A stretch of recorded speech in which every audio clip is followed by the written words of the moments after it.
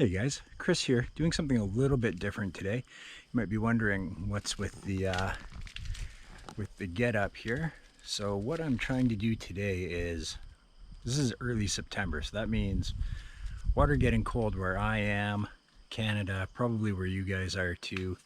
And if you fish from a kayak or even a boat, it's time to start sort of thinking about protecting yourself if you do wind up taking an unexpected swim. Now, a survival suit, immersion suit, or dry suit would be the ultimate in protection, but we don't all have $800 to $1,500 to spend on something that we might wear for sort of a couple months out of the year. So I'm going to see if this here, which is a touring top and a pair of dry pants, is going to provide at least enough protection for me to make it back to shore or back into the boat sort of thing. So one of the main differences between sort of a full dry suit and these touring tops and that is the gaskets. So on this we've got just a neoprene gasket instead of full latex. A little more comfortable, doesn't quite seal the water out. So I'm at my cottage today.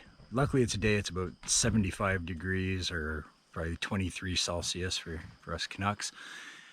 I'm at my cottage, water's still nice and warm, so I'm going to plunge in to the point where I'm not going to die and just sort of see how much water gets in sort of the average sort of 5-10 minutes you might be in the water in this. Now, if you were in serious whitewater or something like that, you might want to definitely opt for the full dry suit, but just for sort of flat water fishing applications, we'll see how this goes. So I'm going to do sort of a full plunge back here to sort of simulate the falling out of a boat thing. Yeah, the water's actually kind of chilly, so we'll see how this goes.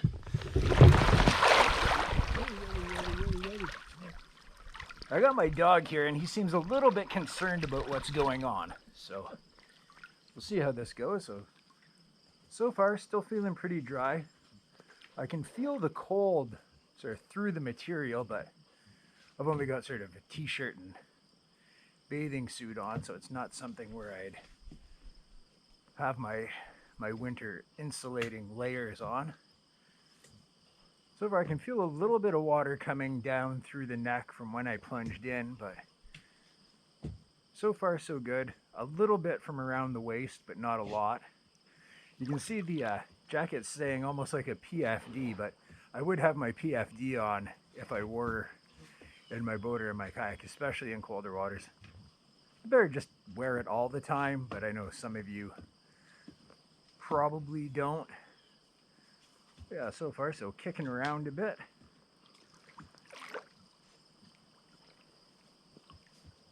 I'm gonna try and release just a little bit of this so I don't look quite so ridiculous. There we go.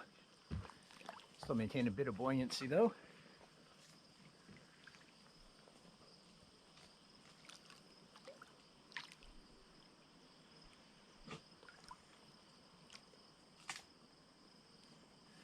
Yeah, I can feel a little bit of water getting through, but I mean, nothing that's going to kill me at this point.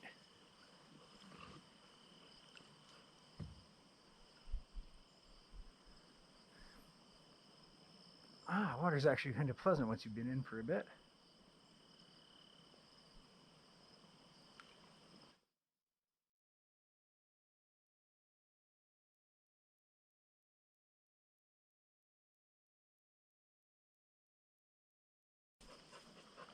Are you trying to bring me a stick? That is a giant stick, buddy. Yeah, have a little drink.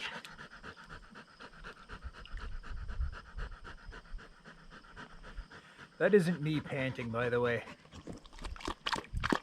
or me slurping up water.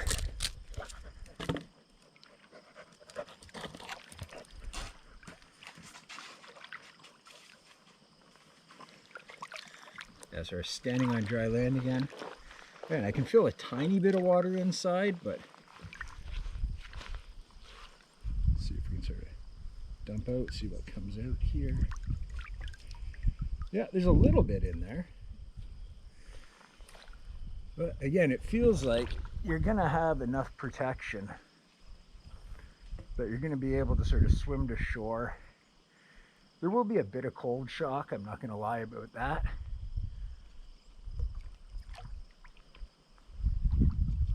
But if you want to save your life and save a buck, this might be a good option for you to look at. All right, so I'm going to start taking it off and sort of seeing what the damage was. Again, I didn't have my gaskets done up super tight, just because if you were in a boat, you probably wouldn't, just for comfort's sake. So we'll pop this off, or at least try to. This is going to get difficult in a moment. So yeah, we can see my shirt wet sort of on the lower part, but there's not a ton of water in there.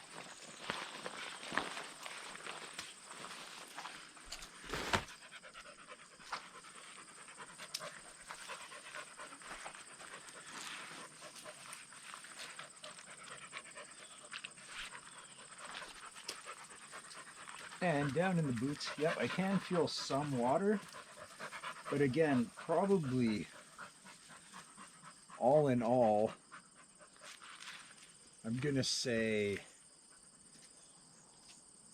maybe half a liter, not even a quart for whatever. So you can see some got in. I'm gonna say overall maybe half a liter. Not awful considering you're saving yourself probably, yeah, half of what it would cost for a dry suit these days. Especially if you can get the touring top on sale. I was able to get that at an end of the year sale for around $100 or so. And again, I probably don't have this done completely perfectly. I just sort of threw it on and jumped in. I'd like to take a little bit more time to make sure everything was sort of overlapped properly if I was heading out in the boat. I just wanted to give it a quick test. But yeah, it definitely looks like something that could be an option for the less, I'm not going to say less hardcore, but those who are more on the recreational side of things. If I was shooting whitewater in the spring, dry suit for sure. If I'm fishing in the fall and just need to get back to my boat or get back to shore, and I'm not in whitewater or giant capping waves, this is perfectly adequate. One thing that comes into play here is the base layer you're going to wear. Since you are going to get wet, you're probably going to want either a neoprene base layer or wool, something that's going to stay warm once it's wet, because you will get wet. If you go in, you're getting wet, no two ways about it. It's just you're not getting as wet where you're immersed in cold water. It's shielding most of that water from your body with your insulating layer. So your insulating layer is going to be very, very important if you do go for this route. It's probably important if you go the other route too, but probably more so with this one here.